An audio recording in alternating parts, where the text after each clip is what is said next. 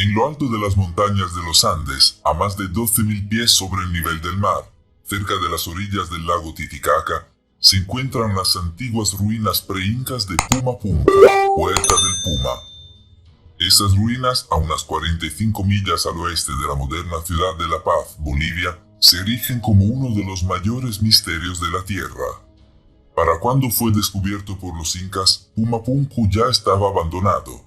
No existe ningún registro antes de eso de quién pudo haberlo construido o cuándo. Tradicionalmente, los arqueólogos fecharon Pumapunku alrededor del año 500 después de Cristo, pero en los años 90, un arqueólogo y explorador austríaco llamado Arthur Poznański, quien había pasado décadas en el sitio, propuso algo bastante diferente. Observó que el primer día de primavera el sol salía directamente sobre el centro de las ruinas a través de un arco de piedra. Parecía, supuso Poznański mientras examinaba el diseño, que a medida que la salida del sol se movía a lo largo del horizonte, a medida que pasaban los años, se elevaba sobre las piedras angulares a ambos lados del arco en los solsticios de verano e invierno. Pero cuando esos días llegaron, no sucedió así. Esto desconcertó y decepcionó a Poznański, hasta que después de más investigaciones, se dio cuenta de que el sol se habría elevado exactamente sobre estos caminos hace aproximadamente 17.000 años. Por lo tanto, Poznański afirmó que Pumapunku fue construido por algún tipo de civilización prehistórica perdida en los libros de historia. Que el sitio era más de 10 veces más antiguo de lo que la arqueología había planteado previamente. Y sin embargo, ¿quién construyó Pumapunku? Y si existieron hace 1500 años o más de 15.000, no es siquiera el mayor misterio del lugar. No se trata tanto de quién lo construyó, sino de cómo lo hicieron. Las estructuras de Pumapunku están construidas con enormes piedras, granito y diorita, una serie de bloques que encajan como un rompecabezas sin mortero que los mantenga en su lugar, colocados tan perfectamente que una hoja de afeitar no puede caber entre ellos. Aún más increíble, las estructuras tienen ángulos rectos lisos e impecables, hechos de piedras perfectamente rectas con agujeros circulares perforados en ellas, con exactamente el mismo tamaño y profundidad. Los expertos modernos han afirmado que incluso con la tecnología moderna, Pumapunku sería casi imposible de replicar. Entonces, ¿cómo pudo haber sido construido por una civilización antigua? Para obtener respuestas, primero viaja por todo el mundo a Egipto y al famoso obelisco inacabado de Asuán.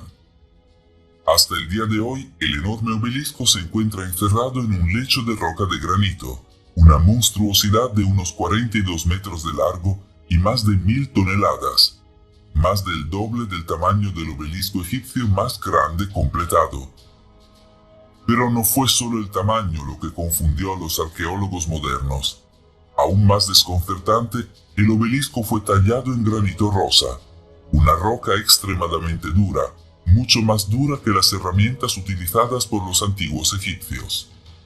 Simplemente, si los egipcios hubieran usado sus herramientas de dolerita de bronce en granito rosa, las herramientas se habrían desgastado más rápido que la roca.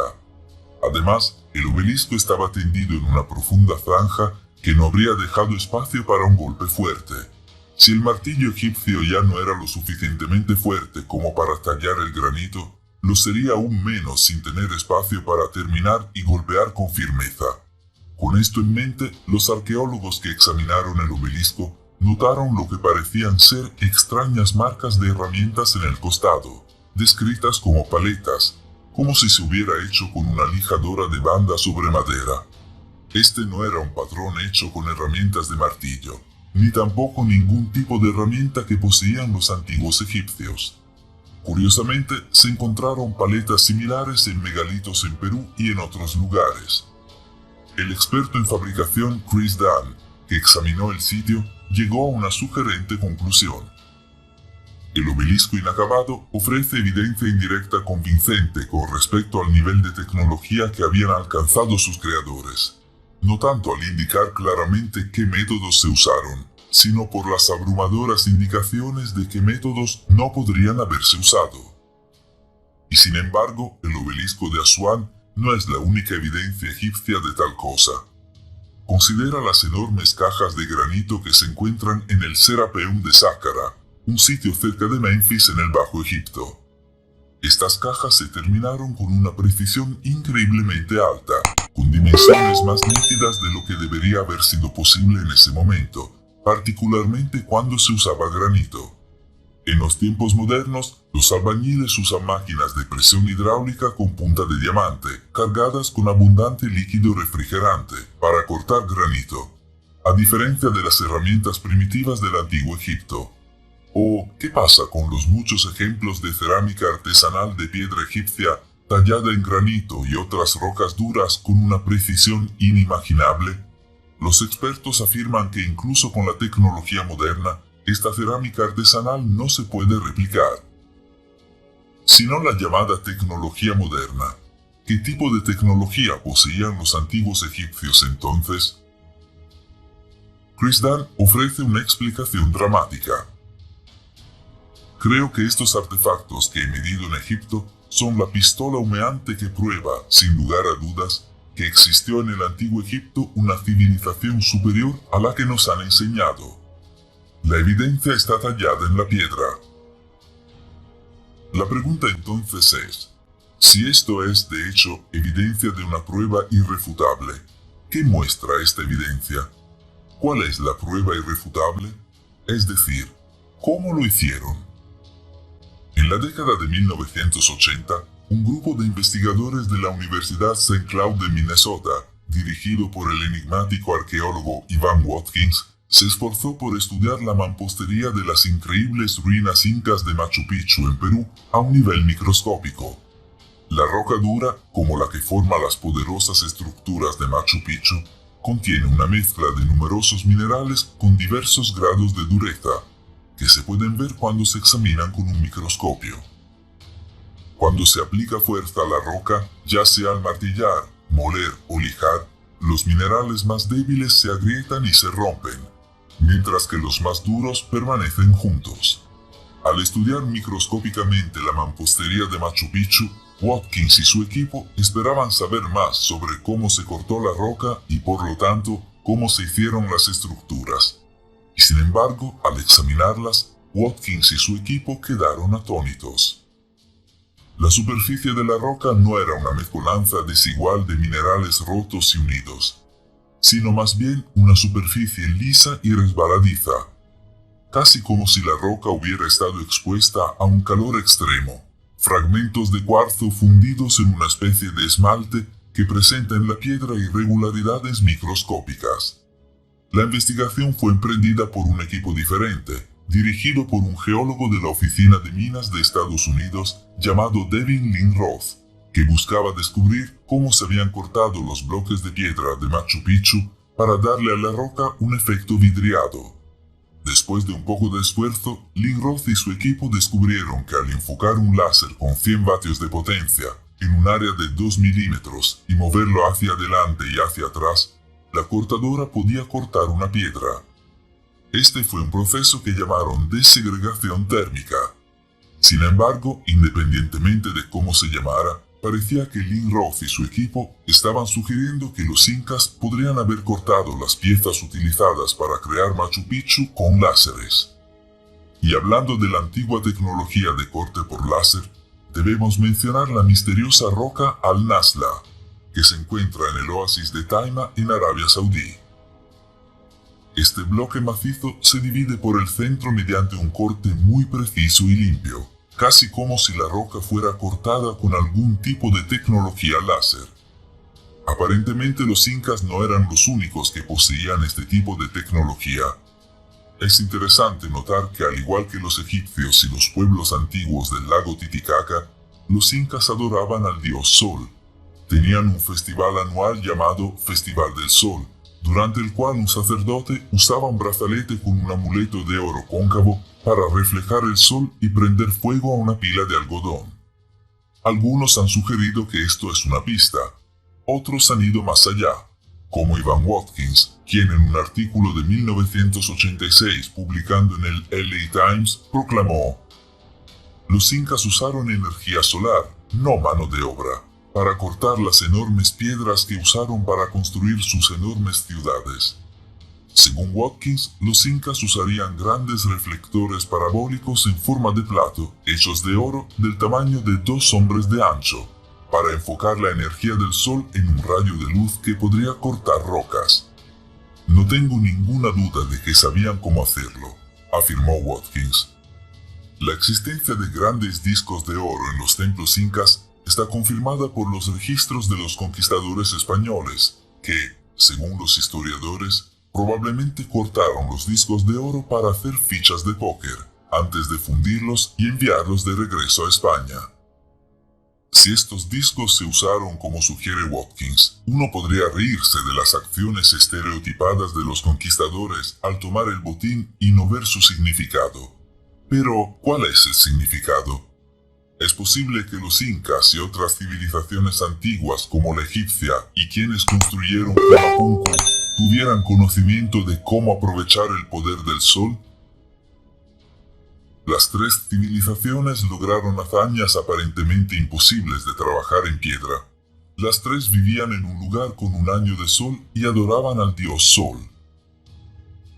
¿Podrían los 3 haber poseído algún tipo de láser solar antiguo? Quizás. O quizás hay más que eso. Hace varios años, una extraña historia comenzó a abrirse camino en los márgenes de la comunidad arqueológica, en los primeros foros de mensajes de Internet y en tonos bajos en la trastienda de la Academia Iconoclasta. Aparentemente, una joven arqueóloga estadounidense en Egipto había hecho algo, por decirlo suavemente, estaba husmeando. Probablemente esta no era una fantasía inusual para los arqueólogos que se veían obstaculizados por el gobierno egipcio notoriamente reservado. En este caso, la joven estadounidense abrió la cerradura de un almacén egipcio anodino al final de un pasillo polvoriento, y abrió la puerta de una pequeña habitación llena a rebosar con cientos de diapasones, algunos pequeños, de 20 o 25 centímetros de tamaño, otros tan grandes como de 8 a 9 pies. Cada uno como la letra U al final de un mango largo parecido a un tridente. Lo más curioso es que cada tenedor tenía un cable tenso estirado entre las puntas de la U. Cuando se conectaba el cable, la horquilla vibraría. Ten en cuenta que oficialmente el diapasón no fue inventado hasta 1711 por un músico británico llamado John Shore. Entonces, ¿qué estaban haciendo estos diapasones en un sitio arqueológico egipcio? ¿Y si estos tenedores se hubieran encontrado allí? ¿No sería esto algo para compartir con el mundo, al menos en la medida en que parece preceder a la invención registrada del diapasón? Más importante aún, ¿para qué se han utilizado estas horquillas, y no una o dos, sino cientos de ellas? Algunos pequeños como si estuvieran hechos para detalles más finos, otros grandes como hechos para trabajos pesados. Considera que el arte egipcio antiguo a menudo representaba deidades con una vara en la mano, específicamente un bastón con una base bifurcada en forma de U y una cabeza puntiaguda, generalmente hecha para parecerse a una especie de animal. Este no es un bastón, sino lo que se conoce como el cetro Uas. En las creencias del antiguo Egipto representaba el poder. Pero, ¿qué tipo de poder? Quizás esto sea más literal de lo que parece. ¿Recuerdas el láser solar del que habló Watkins, que logró enfocar las ondas electromagnéticas del Sol? Algunos han preguntado, ¿por qué las ondas tienen que ser electromagnéticas? ¿Por qué no ondas de sonido? Esta idea no es tan descabellada como puede parecer inicialmente.